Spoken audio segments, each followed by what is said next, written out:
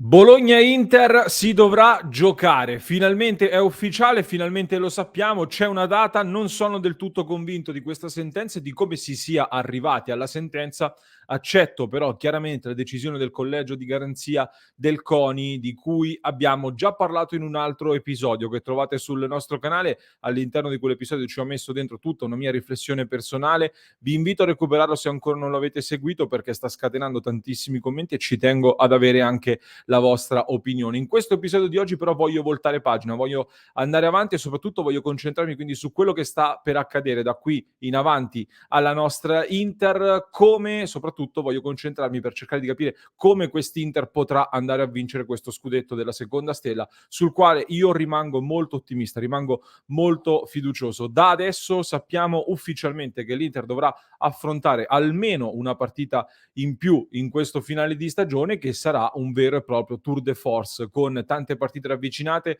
tra campionato e Coppa Italia. E a tal proposito io direi di partire mostrandovi innanzitutto il calendario che ci aspetta da qui alla fine. Si parte dallo Spezia in trasferta, quindi il ritorno della semifinale di Coppa Italia contro il Milan, dopodiché affronteremo la Roma a San Siro, la trasferta di Bologna il 27 aprile, orario ancora da definire, Udinese-Inter, Inter-Empoli, Cagliari-Inter e quindi Inter-Samp. Queste sono le partite già in programma, consapevoli poi del fatto che l'11 maggio c'è l'eventuale finale di Coppa Italia, quindi dovessimo battere il Milan nella semifinale di ritorno, l'Inter avrebbe poi anche la finale di Coppa Italia l'11 maggio, ovvero tra Empoli e Cagliari, quindi un'altra partita tosta che si aggiungerebbe nel finale e quindi in caso di finale l'Inter avrebbe anche ben 2 partite in più da giocare rispetto a Milan e Napoli, le altre concorrenti per questo scudetto, nello stesso identico lasso di tempo.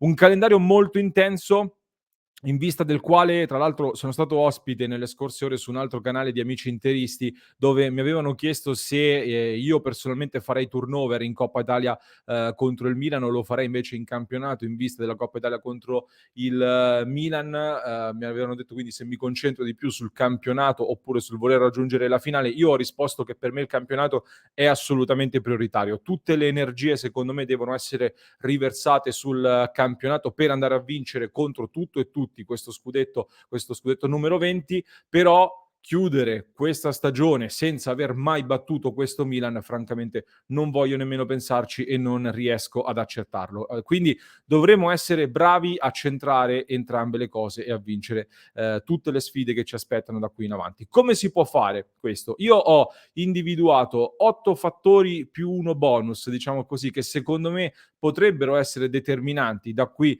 al 22 maggio per centrare gli obiettivi e ve li elenco.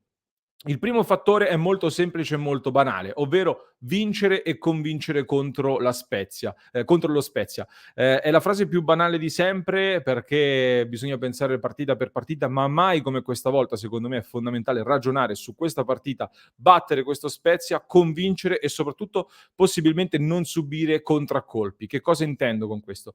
Io vedo già oggi molti proiettati al derby, quindi ne stavo accennando poco fa, oppure magari anche alla sfida contro la Roma, quindi attenzione ai cartellini eccetera, però la partita con lo Spezia è una partita che va giocata e che ha tanti fattori per rappresentare un'insidia, è una squadra mentalmente libera perché di fatto è praticamente salva, quindi non ha nulla da perdere anche se ultimamente è un po' in flessione in termini di risultati, una squadra che gioca con un 4-3-3 solo sulla carta perché poi spesso diventa un 4-4-1 molto stretto, molto compatto in mezzo che lascia pochi spazi al centro, ne lascia di più sugli esterni e concede delle occasioni soprattutto sulle corsie dove dovremmo approfittarne e tra poco ne parliamo. Hanno diversi giocatori bravi nel contropiede, alcuni sono molto veloci, alcuni soprattutto molto molto tecnici che per la nostra difesa più muscolare possono essere sicuramente insidiosi. Quindi guai a sottovalutare l'avversario perché dopo la vittoria sulla Juve avevo espresso anche personalmente un giudizio molto positivo sul come si è vinto contro il Verona. La vittoria contro il Verona doveva completare il nostro giudizio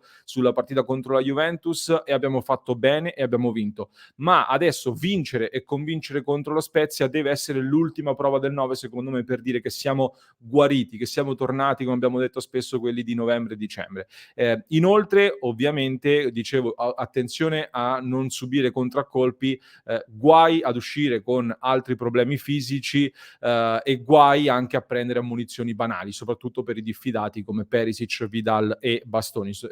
Dobbiamo ricordarci, secondo me, dobbiamo riportare alla mente il periodo di inizio 2021, quando siamo partiti molto forte, andavamo subito in vantaggio nelle partite e poi controllavamo gli incontri e riuscivamo a gestire le energie poi anche per le partite successive, e sempre in quel periodo avevamo diversi calciatori importanti che erano diffidati ma che per diverse partite sono riusciti ad andare avanti senza prendere cartellini gialli.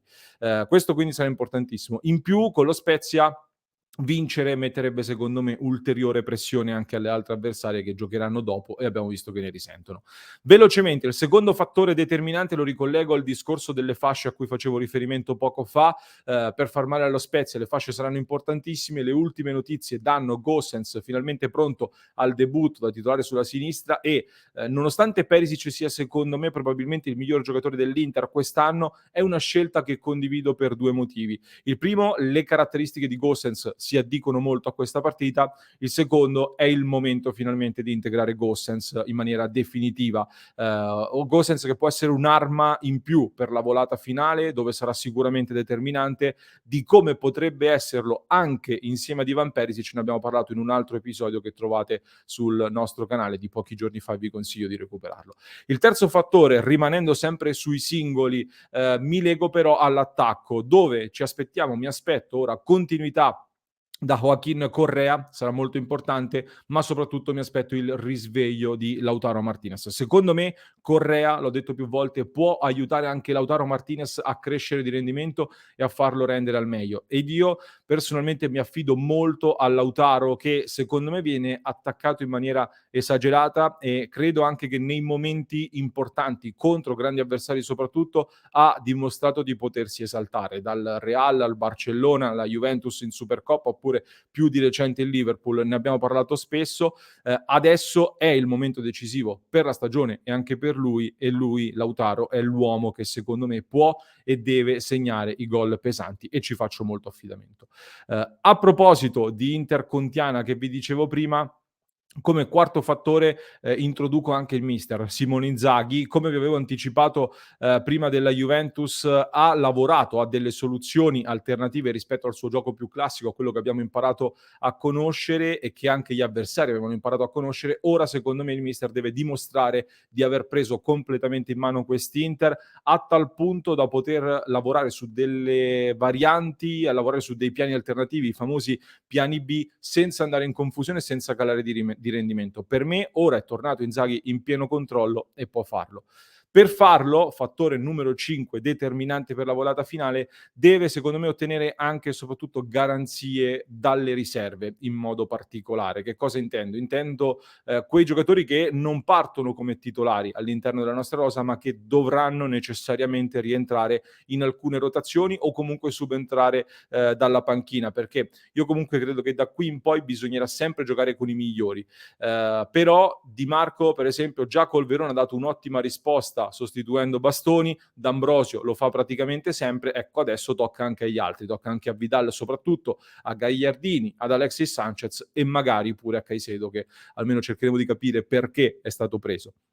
Chiudendo poi con Inzaghi, aggiungo l'ultimo punto sul mister, faccio forte affidamento anche e soprattutto sulla sua voglia di vincere e di mettere a tacere tutti quelli che 2 settimane fa parlavano già di fallimento e di sostituti. Secondo me questo sarà la sua voglia di vincere sarà un altro fattore molto importante, e anche a livello comunicativo, dopo la vittoria contro la Juventus e già prima della gara contro il Verona, ma a maggior ragione dopo la vittoria anche col Verona, lo vedo più convinto e più carico da questo punto di vista. Vado verso la chiusura e aggiungo gli ultimi 2 punti. Il primo è quello riguardante poi, banalmente anche i numeri, perché siamo la miglior difesa e il miglior attacco finalmente, e tra l'altro l'Inter è anche la miglior squadra in termini di expected points. Nonostante quindi i problemi estivi e il blackout di 2 mesi, i numeri dicono che siamo i più forti e dobbiamo continuare su questa strada. Abbiamo visto che il problema dell'Inter era la testa, non le gambe, non la condizione fisica, perché anche contro il Verona abbiamo vinto bene, giocato bene, ma abbiamo corso meno di altre partite in cui avevamo corso di più. Questo perché contro il Verona lo abbiamo fatto meglio e bisogna continuare su questa strada. Chiudo poi col fattore numero 8 che è la vittoria nel derby di Coppa Italia. Per me potrebbe essere determinante. Ne ho parlato prima. Mi concentro personalmente più sul campionato che sulla Coppa Italia, la mia priorità è lo scudetto, ma come ho detto questa Inter dipende moltissimo dalla testa e vincere questo derby di Coppa Italia sarebbe troppo importante per dare una mazzata ad un avversario, ma soprattutto per infiammarci noi verso la volata finale.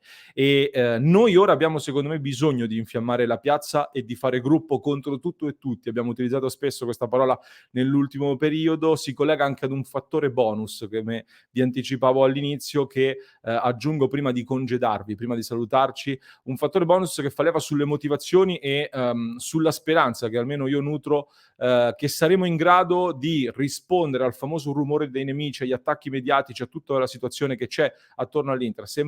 A me sembra proprio che tutti gli altri siano pronti a tifare qualsiasi avversario al di fuori dell'Inter. Cioè tutte le altre squadre sperano che non sia l'Inter a vincere, da quello che leggo e che sento in giro, quindi noi dobbiamo essere bravi a far scudo, a caricarci su questo, a chiuderci su noi stessi, a respingere tutto e arrivare fino all'ultimo verso la vittoria. Fatemi sapere se siete d'accordo con me e se trovate anche altre armi a disposizione dell'Inter per andare fino in fondo, altri fattori che secondo voi saranno determinanti per vincere. Anzi, sul nostro canale Telegram abbiamo lanciato anche un sondaggio per votare qual è secondo voi il fattore più determinante che potrà consegnare lo scudetto all'Inter. Vi invito ad andare a votarlo e voglio sapere poi anche nei commenti secondo voi qual è il fattore più importante. Se mi avete seguito fino a questo punto fatemelo sapere con l'emoji della coppa, del trofeo, così visto che abbiamo parlato di scudetto. Vi ringrazio per avermi seguito, vi ricordo di iscrivervi al canale per non perdervi neanche uno dei nostri contenuti ogni giorno e vi ricordo ovviamente che